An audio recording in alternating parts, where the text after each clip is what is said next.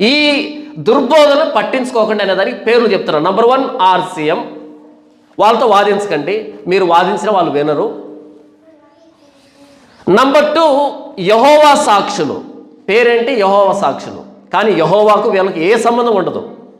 Number 3 seventh day Adventist, seventh day churches అంటారు. సింపుల్గా చెప్పాలంటే ఆదివారం కాదండి, శనివారం కూడుకోవాలి, శనివారమే చర్చ్ అనేటట్టుగా వాదిస్తూ ఉంటారు. తర్వాత బ్రెన్హామ్ బోధ అని ఉంటుంది, బ్రెన్హామ్ సంఘం ఉంటుంది, కల్ట్ గ్రూప్, అది దుర్బోధ, చేదైన వేరు. తర్వాత ఈ మధ్య తల్లి సంఘం అని ఒకటి వచ్చింది. ఏంటంట? తల్లి సంఘం, పరలోకపు తల్లి. పరలోకమందున మా తండ్రి అంటాం కదా, మరి ఆయన తండ్రి అయినప్పుడు తల్లి ఉండాలి కదా అని పరలోకపు తల్లి, యెరూషలేము తల్లి సంఘం అని ఒక దుర్బోధ వచ్చింది. తర్వాత జుడాయిజం, యోధామతం. అదేంటన్నా యోధామతం అనేది బైబిల్లో ఉంది కదా అంటే, ప్రభువైన యేసుక్రీస్తు వారు ప్రాణం పెట్టిన తర్వాత యోధామతం లేదు. యోధామత నెరవేర్పు ప్రభువైన యేసుక్రీస్తు వారు. ప్రభువైన యేసుక్రీస్తు వారు శిలువలో ప్రాణం పెట్టి తిరిగి లేచిన తర్వాత యోధామతం లేదు, ఉండకూడదు. ఇప్పటికీ యోధామతం ఉంది, అది కల్ట్. నేను మాట్లాడుతున్నది యేసుప్రభు ప్రాణం పెట్టక ముందు ఉన్నటువంటి యోధామతం గురించి కాదు. యేసుప్రభు ప్రాణం పెట్టి తిరిగి లేచిన తర్వాత ఇప్పటికీ యోధామతం ఉంది కదా. ఇప్పటికీ పస్కా పండుగ, పర్ణశాల పండుగ, రకరకాల పండుగలు చేస్తూ సున్నతి చేసుకుంటూ బ్రతుకుతున్నారు చూసావా, ధర్మశాస్త్రాన్ని పట్టుకొని. ఆ యోధామతం కల్ట్, దుర్బోధ. తర్వాత క్యాల్వినిజం అని ఒకటి ఉంది. క్యాల్వినిజం అంటే దేవుణ్ణి పరమ దుర్మార్గుడిగా, ఉన్మాదిగా, ISIS తీవ్రవాది కంటే దారుణమైన వ్యక్తిగా చూపించేటువంటి క్యాల్వినిజం. ఈ క్యాల్వినిజం అనేది కూడా దుర్బోధ. చూడగానే ఇవి కల్ట్, దుర్బోధ అని కనిపించేటువంటి శాఖలు ఇవి. ఏవి మన భారతదేశంలో మనకు కనిపించేవి. ఇక అమెరికా లాంటి విదేశాల్లో అయితే లెక్కించలేనన్ని దుర్బోధలు ఉన్నాయి, కల్ట్ గ్రూప్స్ ఉన్నాయి. ఇవి చూడగానే కనిపిస్తాయి, ఇవి దుర్బోధలు అని. అయితే కనిపించకుండా ఇంకొన్ని దుర్బోధలు ఉన్నాయి, మీలాంటి వాళ్ళకి అసలు కనిపించవు. చూడగానే కనిపించే దుర్బోధనలు చెప్పాను.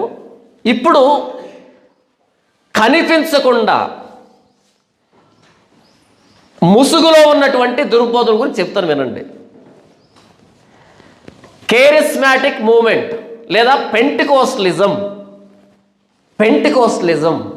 కల్ట్, దుర్బోధ. మీకు అర్థమవుతుందా? పెంటికోస్టలిజం. ఎందుకు నేను పెంటికోస్టలిజం గురించి పదే మాట్లాడుతాను అంటే, మీకు బైబిల్ తెలియదు పాపం, నాకు బైబిల్ తెలుసు. కాబట్టి నాకు తెలుసు అది ఎంతటి విధ్వంసాన్ని చేస్తుందో, ఎంతటి ఆత్మీయ నాశనాన్ని చేస్తుందో నాకు తెలుసు. మీకు తెలియదు కాబట్టి ఏంటంటే ఎప్పుడు వాళ్ళ మీద పడి మాట్లాడుతుంటారు అంటే, నేను పాస్టర్ని, ఏది మంచి ఏది చెడు చెప్పాల్సింది నేనే. మీరేమనుకుంటారన్నది నాకు అనవసరం, ఈ ప్రపంచం ఏమనుకుంటుంది నా గురించి అన్నది నాకు అనవసరం, ఎంతమంది నన్ను వ్యతిరేకిస్తారన్నది అనవసరం, పొరపాటు కూడా పట్టించుకోను. నన్ను ఈ స్థానంలో నిలవబెట్టిన దేవుడు నా గురించి ఏమనుకుంటున్నాడు అన్నదే నాకు ప్రాముఖ్యం. చాలామంది నా సన్నిహితులు, స్నేహితులు చాలామంది సలహా ఇచ్చారు, నువ్వు అలా మాట్లాడుకో, పేరు పెట్టి మాట్లాడుకో, వాళ్ళు నొచ్చుకుంటారు అని చెప్పారు. పట్టించుకోను. ఎందుకు అంటే పేరు పెట్టి చెప్పాలి, లేకపోతే అర్థం కాదు.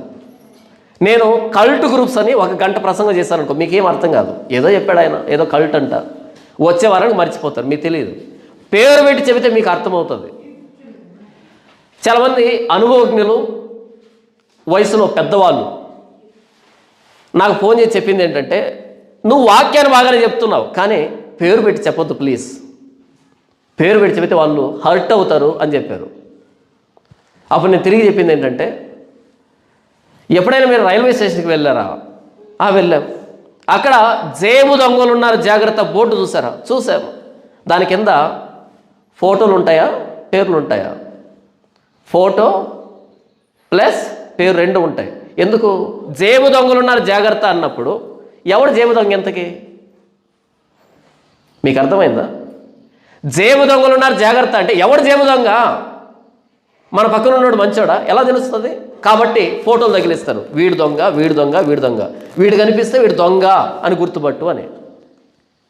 బస్ స్టాండ్లో జేబు దొంగలు ఫోటోలు ఉంటాయి. ఎందుకు ఉంటాయి? వాళ్ళను అవమానించడం కాదు, అది మనల్ని కాపాడడం.